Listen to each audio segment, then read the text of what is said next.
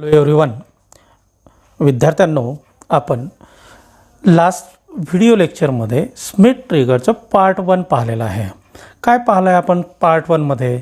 तर आपण पार्ट 1 मध्ये स्मिथ ट्रिगरची सर्किट डायग्राम आपण पाहिलेली आहे. काय पाहिलं आहे आपण पाहिलं आहे circuit diagram of a Schmitt trigger. पुन्हा एक वेळेस आपण पार्ट 1 चे एक शॉर्टमध्ये समरी घेऊया की आपण पार्ट 1 मध्ये काय पाहिलं आहे आणि काय वर्किंग त्याचं व्हायला पाहिजे आहे.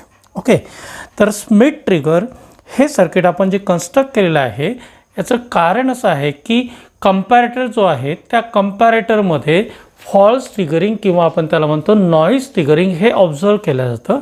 त्यामुळे आपण येथे कंपॅरेटरला पॉझिटिव्ह फीडबॅक अप्लाय केला आहे आणि पॉझिटिव्ह फीडबॅक अप्लाय केल्यामुळे इथे आपल्याला दोन वेगवेगळे रेफरन्स व्होल्टेजेस मिळतात. एक असेल पॉझिटिव्ह रेफरन्स व्होल्टेज आणि दुसरा असायला पाहिजे निगेटिव्ह रेफरन्स व्होल्टेज. त्या रेफरन्स व्होल्टेजच्या व्हॅल्यूज ज्या आहेत त्या डिसाईड केल्या जातात रेजिस्टर R1 आणि R2 नी. त्यामुळे इथे आपण फीडबॅक रेजिस्टर R1 आणि R2 चा वापर केला आहे. त्यानंतर जर रेफरन्स व्होल्टेज जे आपण जे मिळतात आपल्याला ते दोन रेफरन्स व्होल्टेजेस आहेत. त्या दोन रेफरन्स व्होल्टेजेसला आपण म्हणतो UTP अप्पर ट्रिप पॉईंट आणि LTP लोअर ट्रिप पॉईंट, किंवा आपण त्याला अप्पर थ्रेशोल्ड व्होल्टेज आणि लोअर थ्रेशोल्ड व्होल्टेज असं सुद्धा म्हणतो. आता डायग्राम झाली आहे, मग आपण स्मिथ ट्रिगरचं ॲप्लिकेशन काय असेल ते सुद्धा डिस्कस केलं आहे. स्मिथ ट्रिगरला आपण as a square wave generator म्हणून यूज करू शकतो. As a square wave generator म्हणजे जर आपण सपोज याला साईन वेव्ह अप्लाय केली किंवा ट्रँग्युलर वेव्ह अप्लाय केली, पण अशी वेव्हफॉर्म ज्या वेव्हफॉर्मचा ऑन टाईम किंवा त्याला आपण म्हणू शकतो पॉझिटिव्ह पीक आणि निगेटिव्ह पीक याचा टाईम जो असेल तो सेम असायला पाहिजे आहे. जर सेम असेल तर मग आपल्याला काय मिळेल? स्क्वेअर वेव्ह मिळेल. ओके, तर त्यानंतर आपण पाहिलं आहे याचे काही फॉर्म्युलेज आपण पाहिले आहेत की जो काही फीडबॅक असेल, जो आपण पॉझिटिव्ह फीडबॅक अप्लाय केलेला आहे, तो पॉझिटिव्ह फीडबॅक आपल्याला कशा प्रकारे मिळेल, त्याची फ्रॅक्शन काय असायला पाहिजे. त्यासाठी आपण एक टर्म यूज केली आहे फीडबॅक फ्रॅक्शन.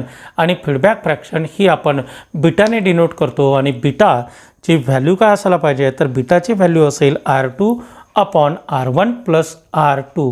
आता R2 जो असेल तो लोअर साईडला कनेक्टेड आहे आणि आपण R2च्या अक्रॉसचं voltage as a reference voltage म्हणून यूज करतो आहे, म्हणून इथे आपण R2 यूज केला आहे R2 upon R1 plus R2. Okay, आता आउटपुट व्होल्टेज ज्यावेळेस पॉझिटिव्ह असेल, पॉझिटिव्ह सॅच्युरेटेड असेल, त्यावेळेस जो काही रेफरन्स व्होल्टेज असेल तो आपल्याला कॅल्क्युलेट करता येईल प्लस बीटा व्ही सॅट.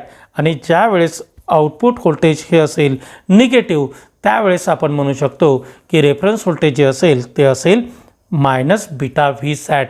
आपण पॉझिटिव्ह आउटपुट व्होल्टेज असताना जो काही रेफरन्स असेल त्याला म्हणतो आपण UTP आणि निगेटिव्ह आउटपुट व्होल्टेज असताना म्हणजे निगेटिव्ह सॅच्युरेटेड आउटपुट व्होल्टेज असताना आपण इथे म्हणू शकतो LTP. ओके, तर आपल्याकडे दोन ट्रिप पॉईंट्स आहेत. एक असेल अप्पर ट्रिप पॉईंट आणि दुसरा असायला पाहिजे आहे लोअर ट्रिप पॉईंट. या दोन्ही ट्रिप पॉईंट्सला आपण अप्पर थ्रेशोल्ड व्होल्टेज आणि लोअर थ्रेशोल्ड व्होल्टेज सुद्धा म्हणतो. ओके, आता हिस्टेरिसिस व्होल्टेज काय आहे आणि याचं थोडंसं वर्किंग पुन्हा डिटेलमध्ये आपण पाहूया. पण त्या अगोदर आपण बघायला पाहिजे आहे एक एक्झाम्पल. आणि काय एक्झाम्पल आहे, मी इथे थोडंसं झूम करतो आहे आणि एक्झाम्पल तुम्हाला दिसेल तसं आपण इथे रीड करूया. Okay, in a Schmitt trigger म्हणजे स्मिथ ट्रिगर सर्किटमध्ये साईन वेव्ह इनपुट आपण अप्लाय करतो आहे. पहा एक्झाम्पल काय म्हणत आहे, in a Schmitt trigger circuit a sine wave input signal of 4.5 volt peak to peak is applied.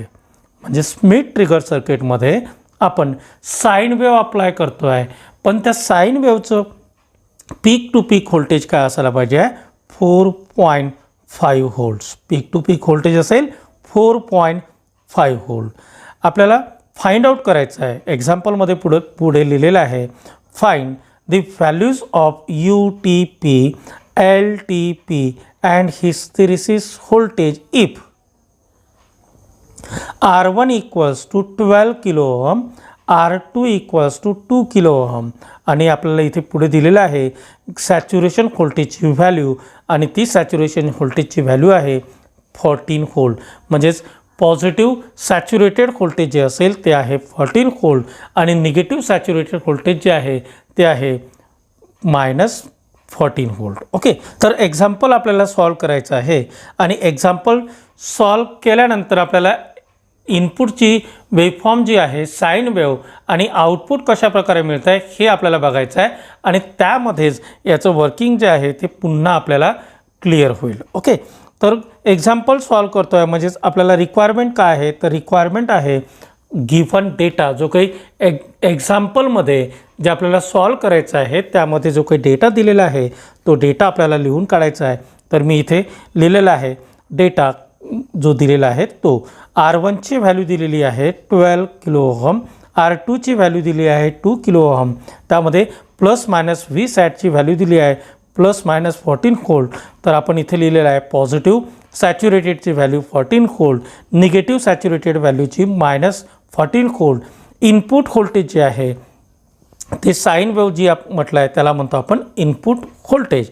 मग इनपुट व्होल्टेज जे आहे ते किती दिलं आहे तर इनपुट व्होल्टेज दिलं आहे 4.5 volts peak to peak. Okay, peak to peak जी काही व्हॅल्यू असेल ते आपण AC फंडामेंटल्समध्ये पाहिलेलं आहे. ओके, काय फाइंड आउट करायचं मग आपल्याला बीटा फाइंड आउट करावं लागेल.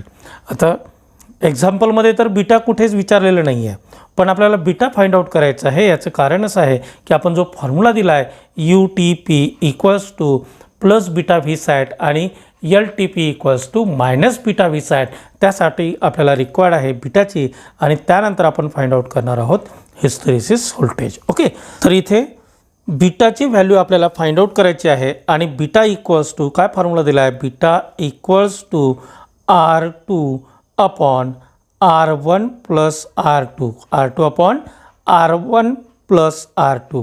आता R2ची व्हॅल्यू दिली आहे 2 kilo ohms divided by 12 kilo ohms. ती कशाची व्हॅल्यू आहे R1ची व्हॅल्यू आहे आणि 2 किलो ओहम्स ही कशाची व्हॅल्यू असेल ही व्हॅल्यू आहे R2ची. याला जर मी कॅल्क्युलेट केलं तर मला ही व्हॅल्यू मिळेल 0.143. ओके, त्यानंतर आपण कॅल्क्युलेट करणार आहोत UTP आणि LTP. मग काय असायला पाहिजे UTPसाठी फॉर्म्युला तर इथे फॉर्म्युला दिला आहे UTP equals to plus beta V sat means 0.143 multiplied by 14 equals to काय येतं आहे इक्वल्स टू येत आहे +2 व्होल्ट्स. तसंच इथे आपण फाइंड आउट केलं आहे LTPची व्हॅल्यू जी आहे ती येते आहे -0.143 मल्टिप्लाइड बाय 14 म्हणजे पुन्हा 2 व्होल्ट पण निगेटिव्ह 2 व्होल्ट्स. ओके, त्यानंतर हिस्टेरिसिस व्होल्टेज दिलेला आहे आणि हिस्टेरिसिस व्होल्टेजसाठी फॉर्म्युला आहे UTP मायनस LTP किंवा जर आपण UTP आणि LTPचं जर व्हॅल्यू जर पुट जर केली तर आपल्याला इथे मिळतं नवीन फॉर्म्युला तो असायला पाहिजे ट्वाईस बीटा व्ही सॅट. ओके, तर मग इथे आपल्याला हिस्टेरिसिस व्होल्टेज मिळतं आहे 4 व्होल्ट्स. ओके, तर सर्वांच्या लक्षात आलं असेल की एक्झाम्पल आपल्याला कसं सॉल्व करायचं आहे. अगोदर गिवन जे काही डेटा आहे तो डेटा आपल्याला राईट डाऊन करायचा आहे आणि आपल्याला काय फाइंड आउट करायचं आहे ते सुद्धा आपल्याला राईट डाऊन करायचं आहे. त्यानंतर मग आपल्याला सर्वात अगोदर बीटाची व्हॅल्यू कॅल्क्युलेट करायची आहे आणि त्यानंतर UTP LTPची व्हॅल्यू कॅल्क्युलेट करायची आहे. ओके, आता UTP आणि LTP जे आपल्याला मिळालेलं आहे ते असेल +2 व्होल्ट आणि -2 व्होल्ट्स. ओके, त्यानंतर हिस्टेरिसिस व्होल्टेजसुद्धा मिळालेलं आहे. आता आपण पुन्हा डायग्रामकडे जायचं आहे आणि डायग्राममध्ये ह्या व्हॅल्यूज आपण जर लिहिल्या तर आपल्याला डायग्राममध्ये इथे पुन्हा थोडंसं एक्सप्लेन करता येईल. ओके, आता इथे मी रेफरन्स व्होल्टेज देतो आहे. एक असेल LTP आणि दुसरा असायला पाहिजे आहे UTP. ओके, या लोअर साईडला मी लिहितो आहे LTP आणि वरच्या साईडला इथे मी लिहेल UTP. ओके. आता इथे जी व्हॅल्यू आहे म्हणजेच आउटपुट व्होल्टेज जे मिळते आपल्याला ते असेल ±14 व्होल्ट्स. आउटपुट काय असायला पाहिजे? ±14 व्होल्ट. कारण की त्या एक्झाम्पलमध्ये ती व्हॅल्यू दिलेली आहे ±14 व्होल्ट. ओके.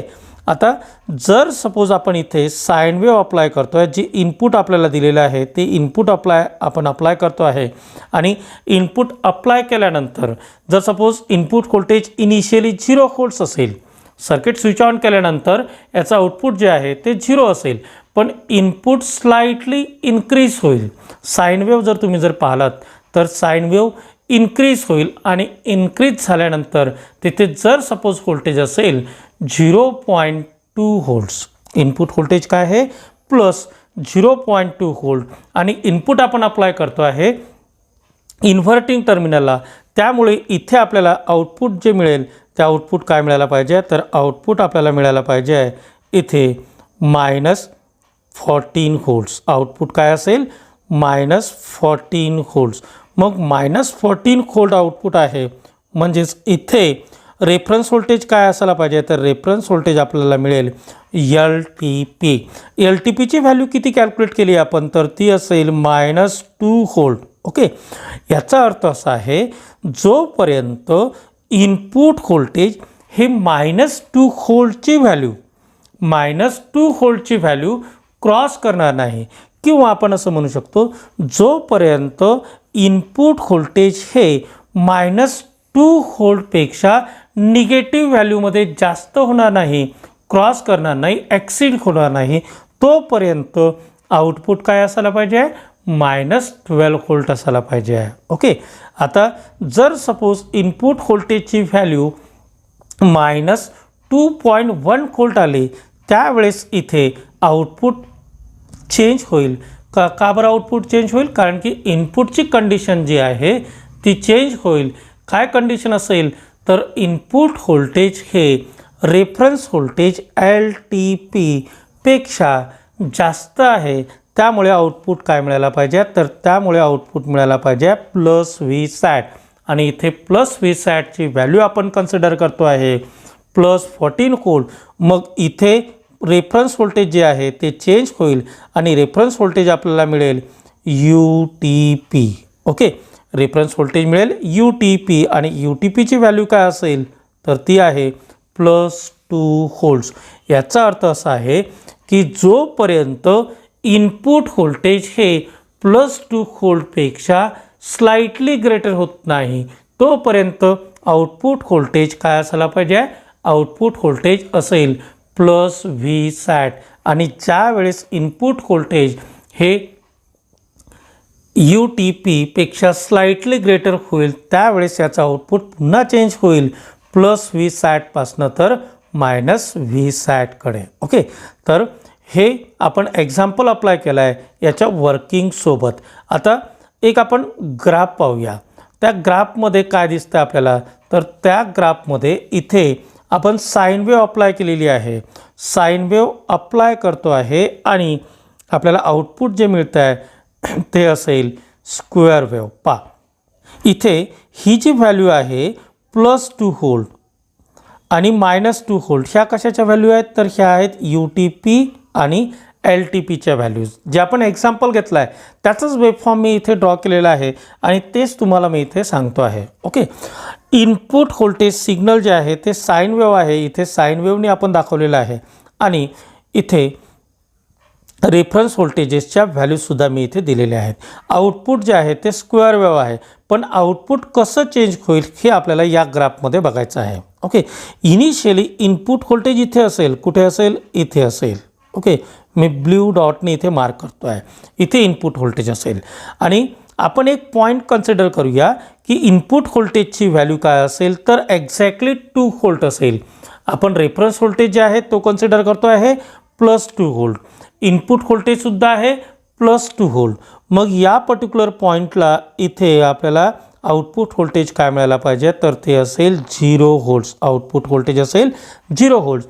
पण इनपुट व्होल्टेज लगेच चेंज होईल आणि इनपुट व्होल्टेज जे काही चेंज होत आहे ते इनपुट व्होल्टेज इन्क्रीज होईल आणि इन्क्रीज काय झालेलं असेल? 2 पॉईंट समथिंग ग्रेटर म्हणजेच 2.05 सुद्धा राहील किंवा 2.1 व्होल्टसुद्धा असेल. ज्यावेळेस इनपुट व्होल्टेज इन्क्रीज होईल त्यावेळेस इथे आउटपुट चेंज होईल आणि आउटपुट मिळायला पाहिजे आहे निगेटिव्हली सॅच्युरेटेड -Vsat. ओके, इथे आहे -Vsat व्हॅल्यू. मग आता इथे -Vsatची व्हॅल्यू आपल्याला मिळते आहे आणि आउटपुट जे आहे ते आउटपुट असेल -Vsat. ओके, आता यानंतर जर सपोज इनपुट व्होल्टेज इन्क्रीज होत आहे, आउटपुट चेंज होईल का? नाही, आउटपुट व्होल्टेज चेंज होणार नाही.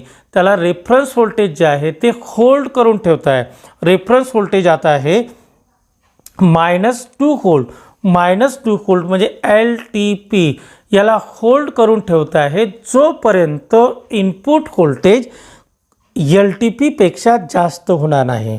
म्हणजे या पर्टिक्युलर पॉईंटपर्यंत इनपुट व्होल्टेज जे आहे ते येणार नाही तोपर्यंत आउटपुट व्होल्टेज काय असायला पाहिजे? आउटपुट व्होल्टेज निगेटिव्हली सॅच्युरेटेड असायला पाहिजे. आता ज्या वेळेस इथे इनपुट व्होल्टेज या पर्टिक्युलर पॉईंटला क्रॉस करेल त्यावेळेस आउटपुट काय होईल? आउटपुट चेंज होईल निगेटिव्ह सॅच्युरेशनकडनं तर पॉझिटिव्ह सॅच्युरेशनकडे. ज्यावेळेस पॉझिटिव्ह सॅच्युरेशनमध्ये आउटपुट व्होल्टेज असेल म्हणजेच आउटपुट व्होल्टेजची व्हॅल्यू काय असेल? 14 व्होल्ट जी आपण +14 व्होल्ट जी आपण एक्झाम्पलमध्ये कन्सिडर केली आहे.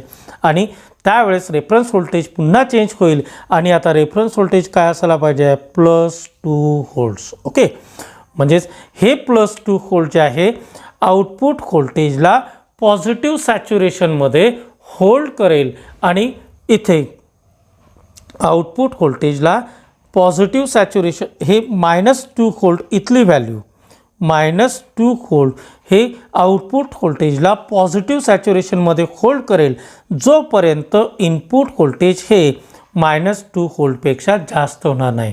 ज्या वेळेस इनपुट व्होल्टेज -2 व्होल्टपेक्षा जास्त होईल त्यावेळेस आउटपुट काय असेल?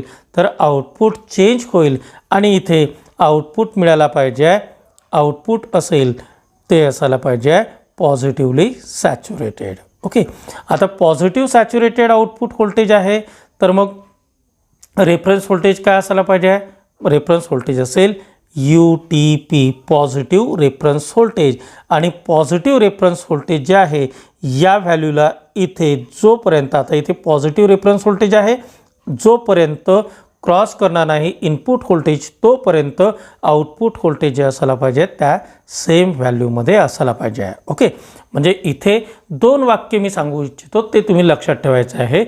इनपुट व्होल्टेज जोपर्यंत पॉझिटिव्ह सॅच्युरेटेड इनपुट व्होल्टेज जोपर्यंत पॉझिटिव्ह सॅच्युरेटेड असेल तोपर्यंत रेफरन्स व्होल्टेज काय असायला पाहिजे? पॉझिटिव्ह सॅच्युरेटेड रेफरन्स व्होल्टेज असायला पाहिजे आहे. ओके, आणि पॉझिटिव्ह रेफरन्स व्होल्टेज त्याला म्हणतो आपण UTP. जोपर्यंत इनपुट व्होल्टेज UTPची व्हॅल्यू क्रॉस करणार आहे तोपर्यंत आउटपुट व्होल्टेज जे आहे ते चेंज होणार आहे का? नाही, तोपर्यंत आउटपुट व्होल्टेज चेंज होणार नाही आणि इथे UTP त्या पॉझिटिव्ह सॅच्युरेटेड आउटपुट व्होल्टेजला होल्ड करतं. ओके, दुसरं असं की ज्या वेळेस आउटपुट व्होल्टेज हे निगेटिव्हली सॅच्युरेटेड असेल त्यावेळेस रेफरन्स व्होल्टेज काय असायला पाहिजे? LTP. आणि LTP जे आहे ते आउटपुट व्होल्टेजला निगेटिव्ह सॅच्युरेशनमध्ये होल्ड करतं जोपर्यंत इनपुट व्होल्टेज हे LTPची व्हॅल्यू क्रॉस करणार नाही. ओके, म्हणजे जर आपण फर्स्ट पॉईंट जर पाहिला त्यामध्ये म्हटलं आहे आउटपुट व्होल्टेज हे जोपर्यंत निगेटिव्हली सॅच्युरेटेड असेल तोपर्यंत इथे रेफरन्स व्होल्टेज जो आहे तो काय व्हायला पाहिजे? तो असायला पाहिजे म्हणजेच LTP. आणि LTPची व्हॅल्यू जोपर्यंत इनपुट क्रॉस करणार नाही तोपर्यंत आउटपुट इथे चेंज होणार नाही. ओके, आता आपण कंपॅरेटरमध्ये एक ड्रॉबॅक पाहिलं होतं. काय ड्रॉबॅक होतं कंपॅरेटरमध्ये? जर नॉईज ॲड जर झालं तर इथे आउटपुट जे आहे ते फॉल्स ट्रिगर होतं. म्हणजे कंपॅरेटरची जी काही आउटपुट चेंज होण्याची स्टेट आहे ती जी आहे ती चेंज होते. म्हणजे एक्झॅक्टली 0 व्होल्टला कंपॅरेटरला जर आपण कंपॅरेटर यूज करतो आहे 0 रेफरन्स कंपॅरेटर, तर आउटपुट जे आहे ते एक्झॅक्टली 0 व्होल्ट्सला चेंज व्हायला पाहिजे आहे. म्हणजेच इनपुट व्होल्टेज ज्यावेळेस 0 व्होल्ट असेल त्यावेळेस इथे आउटपुट चेंज व्हायला पाहिजे आहे. ओके, म्हणजे 0 क्रॉस करेल त्यावेळेस आउटपुट चेंज व्हायला पाहिजे आहे. पण नॉईज ॲड झाल्यामुळे ते पॉसिबल नाही. तिथे नॉईजवर डिपेंड असेल की आउटपुट केव्हा चेंज होईल, त्याला म्हणतो आपण false triggering or the noise triggering. पण या सर्किटमध्ये जरी नॉईज ॲड झाला तरीही आउटपुट चेंज होणार नाही. कारण काय असेल? याचं कारण असं आहे की जोपर्यंत इनपुट व्होल्टेज हे रेफरन्स व्होल्टेज UTPला किंवा LTPला क्रॉस करणार नाही, LTPपेक्षा जास्त किंवा UTPपेक्षा जास्त होणार नाही त्या पॉझिटिव्ह आणि निगेटिव्ह व्हॅल्यूजमध्ये, तोपर्यंत आउटपुट जे आहे ते चेंज होणार नाही. म्हणजे जर तुमचं नॉईज ॲड झालेलं आहे, ते नॉईज जर या एक्झाम्पलमध्ये +2 व्होल्ट आणि -2 व्होल्ट म्हणजे 4 व्होल्टपेक्षा जास्त होणार नाही, तोपर्यंत इथे नॉईजचा कुठल्याही प्रकारचा इफेक्ट होणार नाही. याला म्हणतो आपण हिस्टेरिसिस. आणि हिस्टेरिसिस जे आहे त्यासाठी एक फॉर्म्युला दिलेला आहे आणि तो फॉर्म्युला आहे UTP मायनस LTP म्हणजेच टॉईस बीटा व्ही सॅट. ओके, म्हणजेच नॉईज जे आहेत UTP आणि LTP या दोघांच्या डिफरन्सपेक्षा जास्त असेल तरच त्याचा इफेक्ट जो आहे तो या सर्किटवरती होईल. अदरवाईज हे सर्किट परफेक्टली जर साईन वेव्ह अप्लाय केलं तर परफेक्टली तुम्हाला स्क्वेअर वेव्ह मिळून देतं. ओके, आता पुन्हा एक वेळेस आपण डायग्रामकडे जाऊया आणि डायग्रामवरनं जस्ट आपल्याला एक गोष्ट लक्षात ठेवायला पाहिजे आहे. ती काय असेल? तर इथे आपण इनपुट अप्लाय करतो आहे इन्व्हर्टिंगला. म्हणजे जर इनपुट रेफरन्स व्होल्टेजपेक्षा जास्त असेल तर आउटपुट काय मिळायला पाहिजे? निगेटिव्हली सॅच्युरेटेड मिळायला पाहिजे आहे. म्हणजेच इथे रेफरन्स व्होल्टेज जो आहे तो कशावर डिपेंड असेल?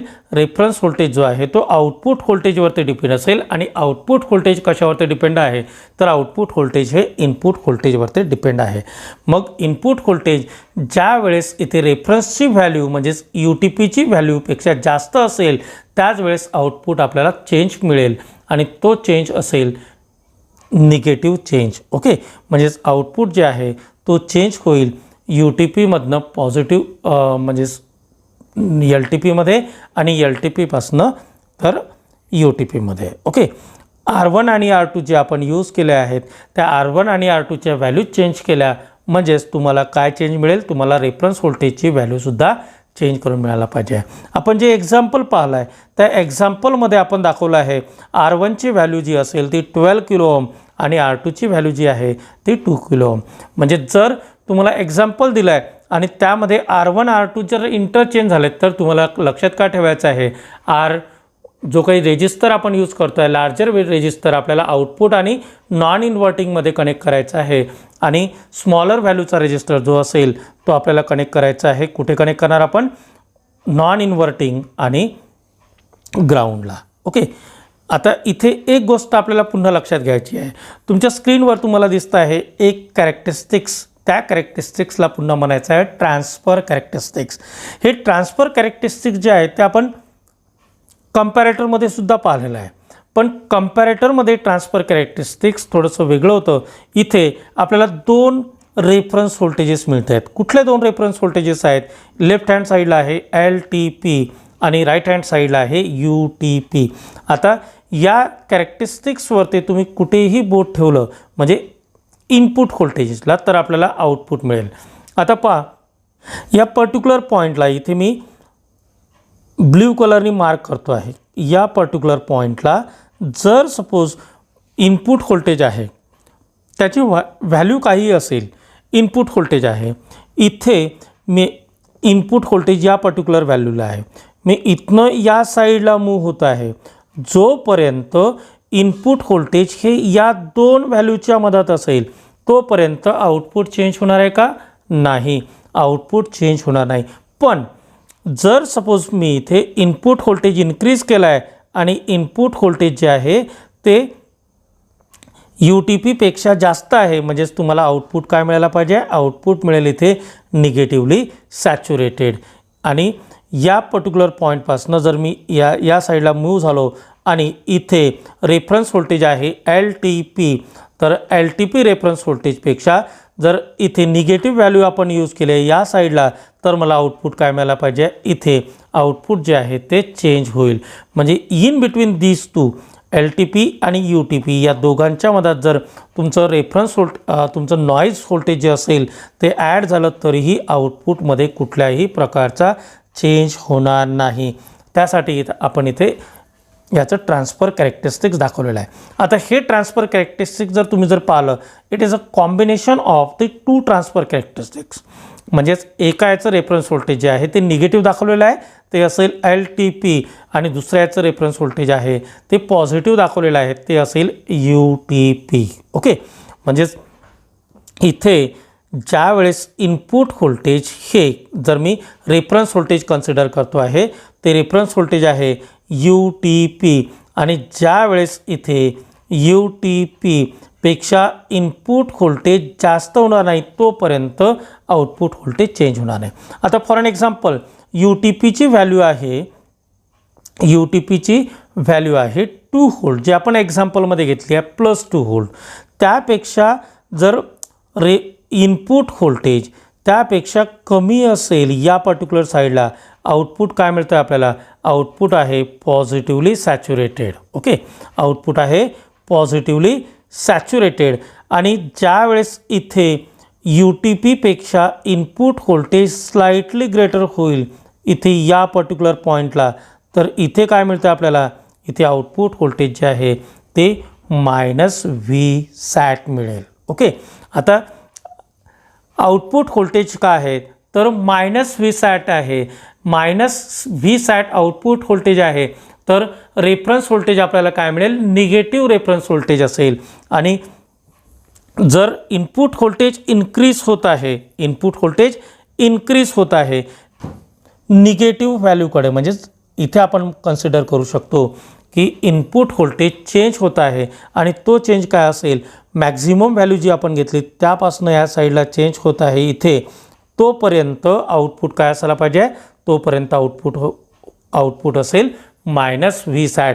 म्हणजेच LTP जे आहे त्या आउटपुट व्होल्टेजला होल्ड करतं केव्हापर्यंत, जोपर्यंत इनपुट व्होल्टेज इथे याला क्रॉस करणार नाही. मी इथे दाखवतो आहे, जर याला क्रॉस केलं म्हणजेच -2 व्होल्ट आपण कन्सिडर केला आहे, तो असेल आता -2.1 व्होल्ट, त्यावेळेस इथे काय होईल, आउटपुट व्होल्टेज चेंज होईल आणि आउटपुट व्होल्टेज आता आपल्याला मिळेल पॉझिटिव्हली सॅच्युरेटेड. ओके, तर हे होतं Schmitt trigger using operational amplifier.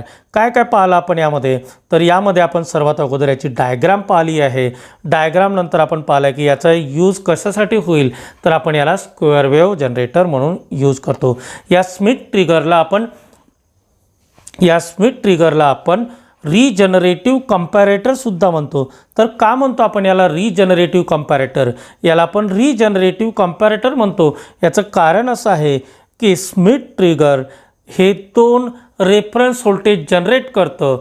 एक रेफरन्स व्होल्टेज असेल UTP आणि दुसरं रेफरन्स व्होल्टेज असेल LTP. ज्यावेळेस रेफरन्स व्होल्टेज UTP असेल त्यावेळेस आउटपुट UTP हे आउटपुट व्होल्टेजला पॉझिटिव्ह सॅच्युरेशनमध्ये होल्ड करतं, आणि ज्यावेळेस इनपुट व्होल्टेज UTPपेक्षा जास्त होईल त्यावेळेस आउटपुट व्होल्टेज काय होतं, निगेटिव्हली सॅच्युरेटेड होतं. मग आता आउटपुट व्होल्टेज निगेटिव्ह सॅच्युरेटेड आहे, म्हणजेच रेफरन्स व्होल्टेज काय मिळायला पाहिजे, रेफरन्स व्होल्टेज निगेटिव्ह असेल, आणि त्याला म्हणतो आपण LTP, लोअर ट्रिप पॉईंट. ही सायकल जी आहे ती कंटिन्यू असते. UTP आणि LTP हे रेफरन्स व्होल्टेज चेंज होत असतात. UTP नंतर LTP नंतर UTP हे जनरेट करतं, रिजनरेट करतं, म्हणून आपण याला रिजनरेटिव्ह कंपॅरेटर असं सुद्धा म्हणतो. त्यानंतर आपण पाहिलं आहे याचं ट्रान्सफर कॅरेक्टरिस्टिक्स, आणि त्यानंतर आपण याचे काही फॉर्म्युलेज पाहिले आहेत. एक एक्झाम्पलसुद्धा आपण पाहिलेलं आहे. वेव्हफॉर्म आपण ड्रॉ करून, साईन वेव्ह ड्रॉ करून मग आपल्याला स्क्वेअर वेव्ह कसं मिळेल हे सुद्धा आपण यामध्ये पाहिलेलं आहे. आणि यावरती एक 4 मार्काचा क्वेश्चन किंवा एक 3 मार्काचा क्वेश्चन थिअरी क्वेश्चनसुद्धा विचारलं जातं किंवा एक याचं MCQ सुद्धा तुम्हाला विचारला जाऊ शकतो. ओके.